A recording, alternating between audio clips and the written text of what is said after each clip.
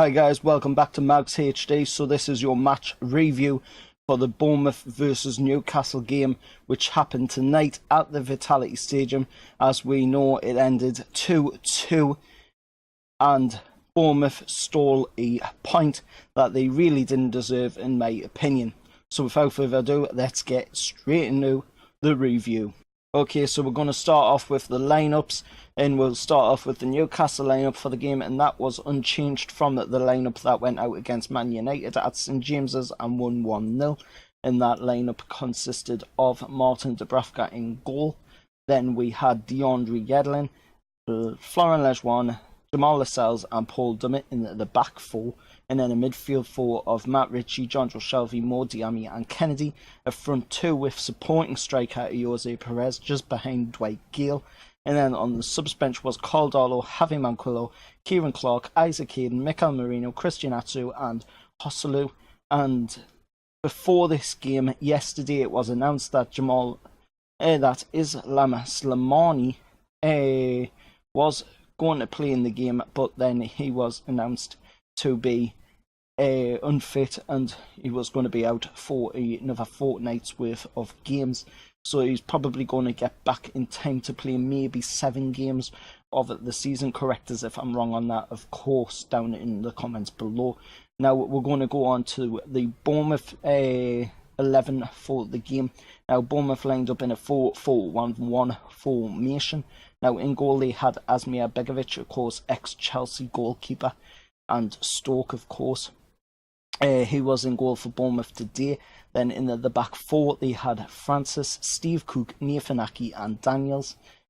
And then in their midfield four they had Junior Stanislas, Cook, Goslin and Ryan Fraser. Of course, Cook no relation to Steve Cook. And then they had Josh King playing in a supporting role just behind Callum Wilson. Then on their subs bench they had Burrick, Smith, Simpson, Sermon, Purg, Musayet and Defoe.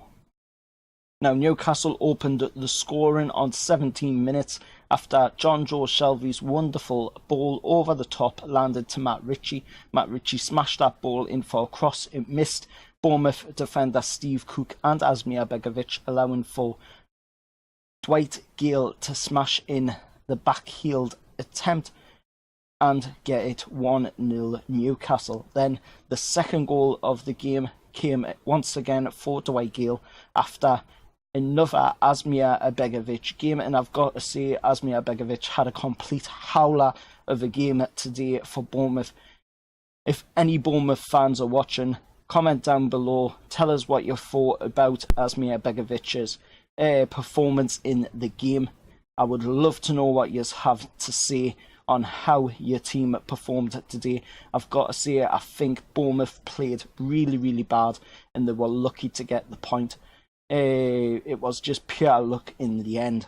But anyway, back to the review. Now, the second goal for Newcastle came, like I say, once again by another Asmir Begovic foul up. And that was thanks to Jose Perez's cross underneath the Bosnian goalkeeper, which allowed for Dwight Gale to make it 2-0 Newcastle just before the break. So then we'll shoot straight into the second half of the game, and of course it wasn't until the 75th minute that Bournemouth actually challenged Newcastle, and it was thanks to a Steve Cook header which was denied by the one and only Martin Dubravka on 75 minutes. I've got to say, Martin Dubravka in his 2 appearances so far this season, the one against Man United and the one against Bournemouth, he has been absolutely sensational in both performances. And I don't know why Newcastle don't trigger that buying clause right now in the loan. It's only 4 million. Just trigger it already before anybody else comes in and buys Martin Dubravka. Now, we'll move on. The Cherries could have had a case for penalty just after the break as Jamal Lascelles jumped into Ryan Fraser, but referee Roger East waved away their appeals. Now, I didn't see this penalty call, so I can't really question on it, but I will look at it on Match of the Day tonight, and I'll come back with my verdict on it in my next video, and I'll tell you what I thought, if it was a penalty or not. So I don't want to really say it wasn't because I did not see that. So that would be wrong on my side. Now, Shelvey and Perez also had chances to wrap it up for Newcastle in the match and make it 3-0. But for some reason, it didn't happen, and I can't question why. But then, right after, Adam Smith scored an absolute screamer for Bournemouth, firing in a shot off the underside of the crossbar, which beat Martin Dubravka. That made it 2-1. Then the Cherries kept attacking and were rewarded with an equaliser in the end through the one and only ex-Newcastle midfielder Dan Gosling, which the pass was assisted by Nathan Aki from close range. The result leaves, as we look at the table, the result leaves Bournemouth in 10th place and Newcastle in 15th. But of course, if we had came away, like I said in the preview video, if we had came away with a win today, then we would have moved into 10th. So because we only picked up 1 point, which I'm very angry at, because Newcastle had the lead, we had a 2-0 lead before the break, and somehow once again we have given away our 3 points in this game.